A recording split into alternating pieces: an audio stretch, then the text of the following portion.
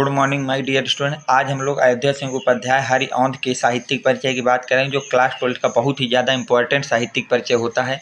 अगर इस साहित्यिक परिचय की हम बात करें बोर्ड के पॉइंट ऑफ व्यू से, तो बोर्ड ने इसको 2002, 4, 5, 8, 12, 13, 15, 16, 17, 18, 23 में पूछा। ये 5 नंबर का क्वेश्चन आता है, आपको सबको पता है साहित्यिक परिचय, जिसमें से 3 नंबर आपको बोर्ड की तरफ से साहित्यिक परिचय के और 2 नंबर उनकी रचनाओं को लेकर के दिए जाते हैं। तो अब हम देखते हैं अयोध्या सिंह उपाध्याय हरिऔंध का जीवन परिचय। जीवन परिचय कहता है बेटा कि अयोध्या सिंह उपाध्याय या हरिऔंध जी का जन्म 15 अप्रैल सन 1865 ईस्वी में निजामाबाद के आजमगढ़ में हुआ था। जो आपके अयोध्या सिंह उपाध्याय थे, उनका जन्म जो है 15 अप्रैल को सन 1865 में निजामा आजमगढ़ में पड़ता है, यहाँ हुआ था। पिता का नाम भोला सिंह उपाध्याय तथा माता का नाम रुक्मणी देवी था। इनके पिता का नाम भोला सिंह उपाध्याय तथा माता का नाम रुक्मणी देवी था। स्वाध्याय से इन्होंने हिंदी, अंग्रेजी, फारसी, संस्कृत आदि भाषाओं का अच्छा ज्ञान प्राप्त कर लिया था। हरिऔंध जी ने स्वाध्याय से अपने स्वयं के अध्ययन से ही हिंदी, अंग्रेजी, फारसी और संस्कृत जैसी भाषाओं का अच्छा अध्ययन कर लिया था, ज्ञान प्राप्त कर लिया था। अध्यापन, कानून को अवैतनिक शिक्षक के रूप में काम करते हुए एवं हिंदी माता की सेवा करते हुए 6 मार्च सन 1947 ईस्वी को पंचतत्व में लीन हो गए। पंचतत्व में क्या हो गए बेटा? ये लीन हो गए। अब देखिए, अब हम हेडिंग डालेंगे साहित्यिक परिचय। द्विवेदी युग के प्रमुख कवि हरिऔंध जी ने गद्य और पद्य दोनों ही क्षेत्रों में हिंदी माता की सेवा की है। द्विवेदी युग के प्रमुख कवि थे हरिऔंध जी, और इन्होंने गद्य और पद्य हिंदी के दोनों क्षेत्रों में हिंदी माता की सेवा की है।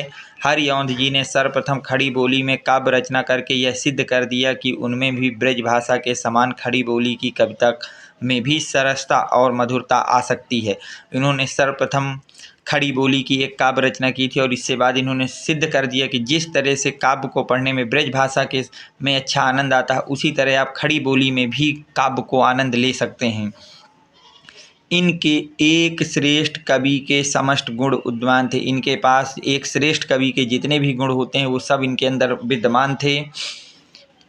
इनका परिप्रवास महाकाव्य अपनी कायागत विशेषताओं के कारण हिंदी महाकाव्यों में माइलस्टोन माना जाता है। इन्होंने एक महाकाव्य लिखा था जिसका नाम था परिप्रवास। उसको आज भी हम लोग हिंदी महाकाव्यों में माइल का स्टोन मानते हैं। बहुत ही अच्छा और बहुत ही बड़ी रचना उसको हम आज भी मानते हैं। निराला के शब्दों में इनकी यह एक सबसे बड़ी विशेषता है कि ये हिंदी के सार्वभौम कवि हैं।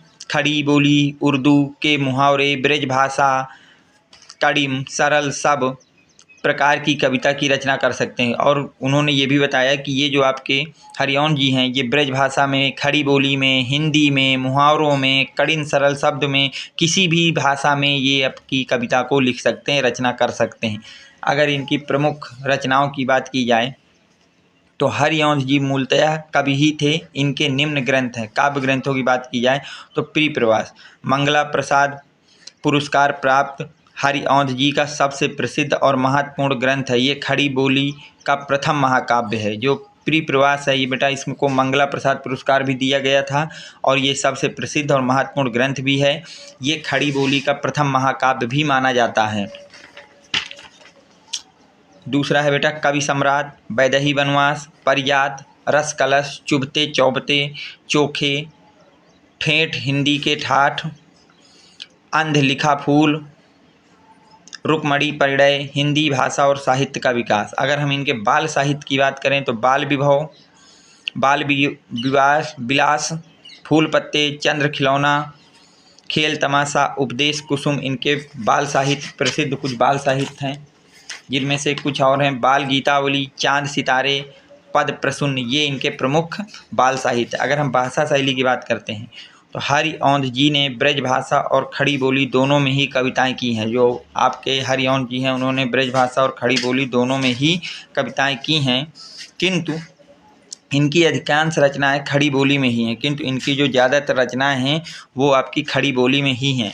हरिऔंध जी ने भाषा प्रौढ़, प्रांजल और आकर्षण है। जो हरिऔंध जी की भाषा है वो प्रौढ़ है, प्रांजल है और आकर्षण है। संस्कृत काव्य शैली परिप्रवास में और रीतिकालीन अलंकरण शैली, आधुनिक युग की सरल हिंदी शैली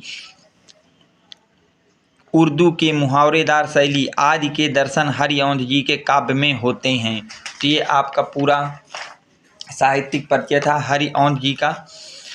उम्मीद करता हूँ कि ये साहित्यिक परिचय आप लोग आसानी से तैयार कर लेंगे।